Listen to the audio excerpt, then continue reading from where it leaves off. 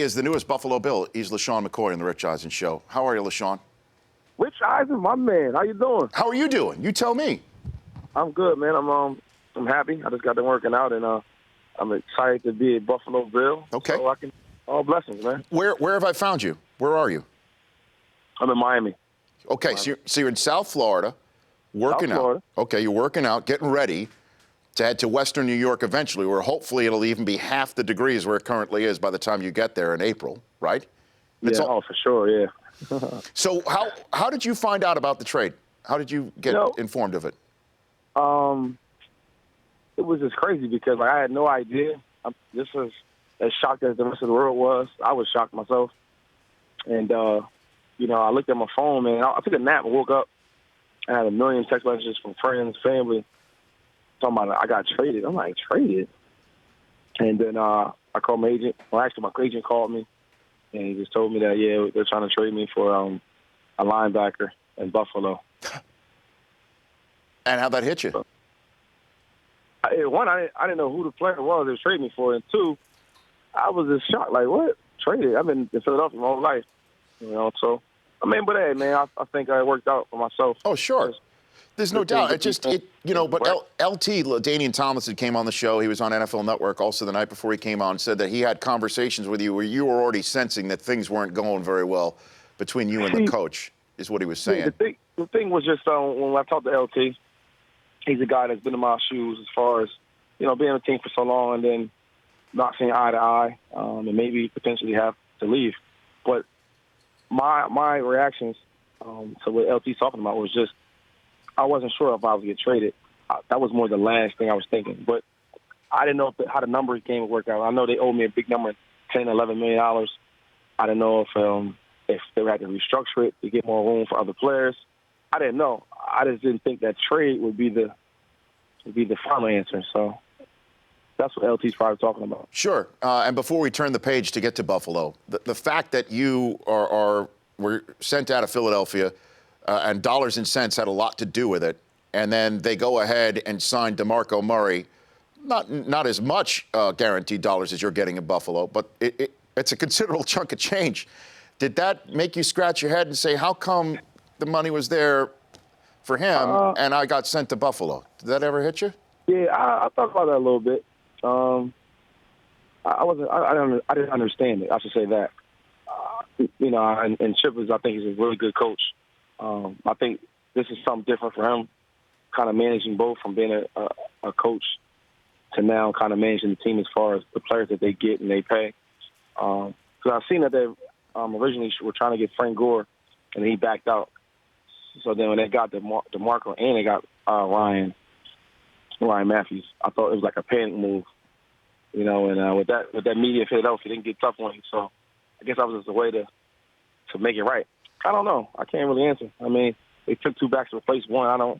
I think DeMarco's a hell of a back, and I think they'll do a good job there. So I'm not sure how that went, but it is what it is. Yeah, I know, and it's interesting what's going on with the running game right now. You were the leading rusher 2 years ago. DeMarco leading rusher last year.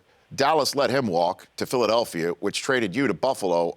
Where's a running back valued, do you think, in today's game in the NFL, LeSean McCoy? I think we're still valued. If you just look at, the kind of some of the top running backs. From DeMarco, he got a big deal. All the running backs are not getting paid like that. I got a nice deal. Look at Charles. Then you look at Lynch. Lynch has got a big deal as a running back. Right. And then AP. He's going to get a big one. He already has a big one. So, when you actually break it down, look at the running backs at the top of the market. They're really, putting some numbers up contract-wise. So to kind of rule us out is kind of tough, I think. So, also production-wise, when you look at all that compared to the numbers that we're getting paid, I don't know too many running backs getting 10, 11, 12 million dollars as a running back position. That speaks some volumes.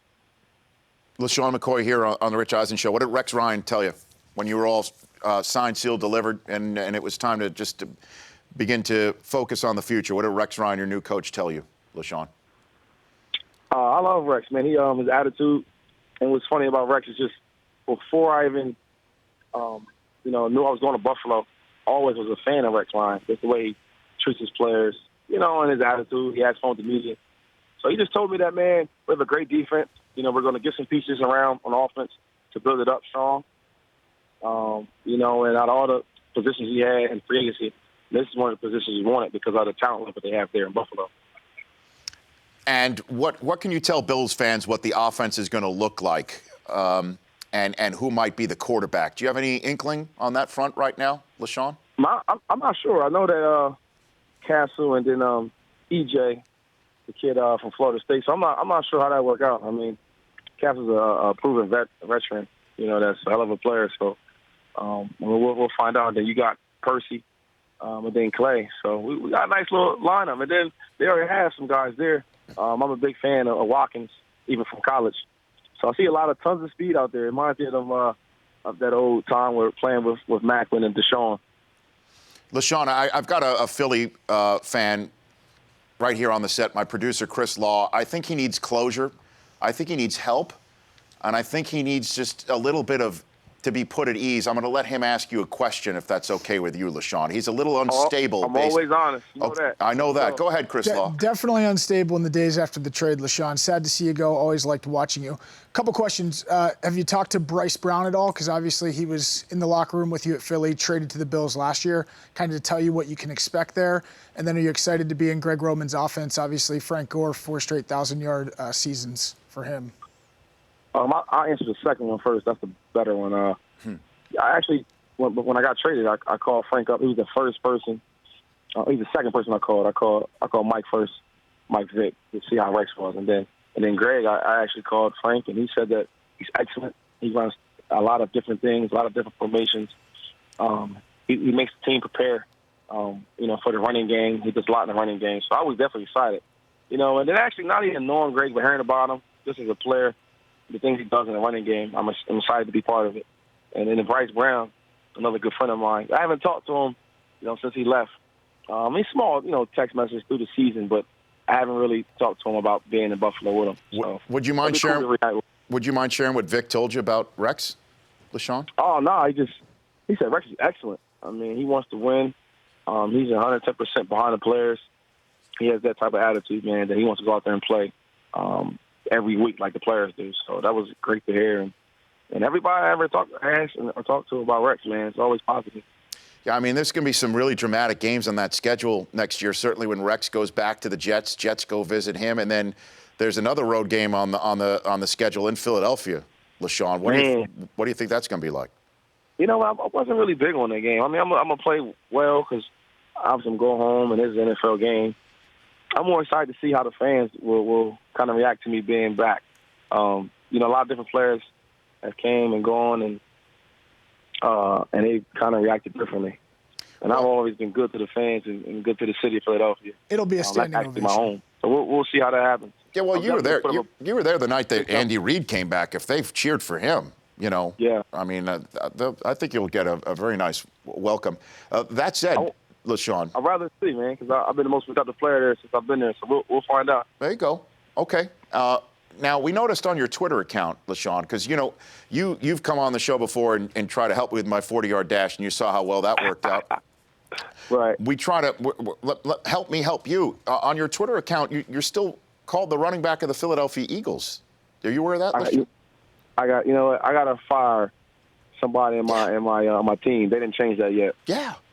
What's going on we got to button this up, LeSean, don't you think? You're right. And my management team, I got to fire them, man. It should say Buffalo Bills, new running back. Yeah. Shouldn't Rosenhaus have somebody on this already? You know what? I got to call Drew, man. Yeah. He was late with the trade information. He was late with this. I got to get on him. That's right. You should do that.